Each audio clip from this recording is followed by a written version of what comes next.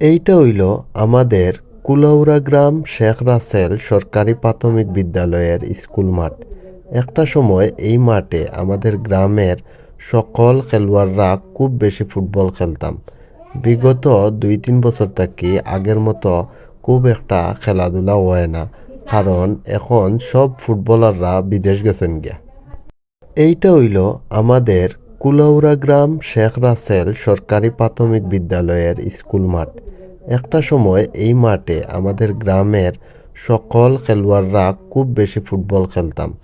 বিগত 2-3 বছর থাকি আগের মতো খুব একটা খেলাধুলা হয় না, কারণ এখন সব ফুটবলাররা বিদেশ গেছেন গিয়া। এইটা হইল আমাদের কুলাউড়া গ্রাম শেখ রাসেল সরকারি প্রাথমিক বিদ্যালয়ের স্কুল মাঠ। একটা সময় এই মাঠে আমাদের গ্রামের সকল খেলোয়াড়রা খুব বেশি ফুটবল খেলতাম। বিগত 2-3 বছর থাকি আগের মতো খুব একটা খেলাধুলা হয় না, কারণ এখন সব ফুটবলাররা বিদেশ গেছেন গিয়া।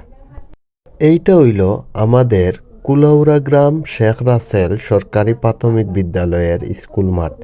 একটা সময় এই মাঠে আমাদের গ্রামের সকল খেলোয়াড়রা খুব বেশি ফুটবল খেলতাম।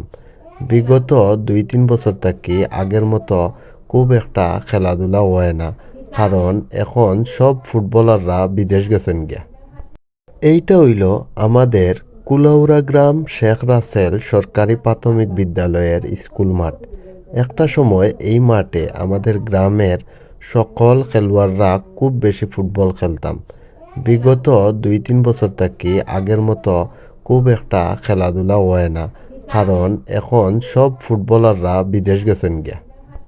এইটা হইল আমাদের কুলাউড়া গ্রাম শেখ রাসেল সরকারি প্রাথমিক বিদ্যালয়ের স্কুল মাঠ। একটা সময় এই মাঠে আমাদের গ্রামের সকল খেলোয়াড়রা খুব বেশি ফুটবল খেলতাম।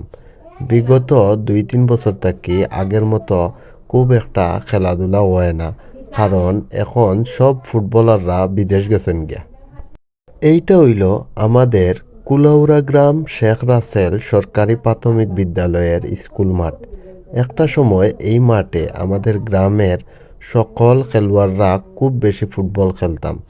বিগত 2-3 বছর থাকি আগের মতো খুব একটা খেলাধুলা হয় না, কারণ এখন সব ফুটবলাররা বিদেশ গেছেন গিয়া।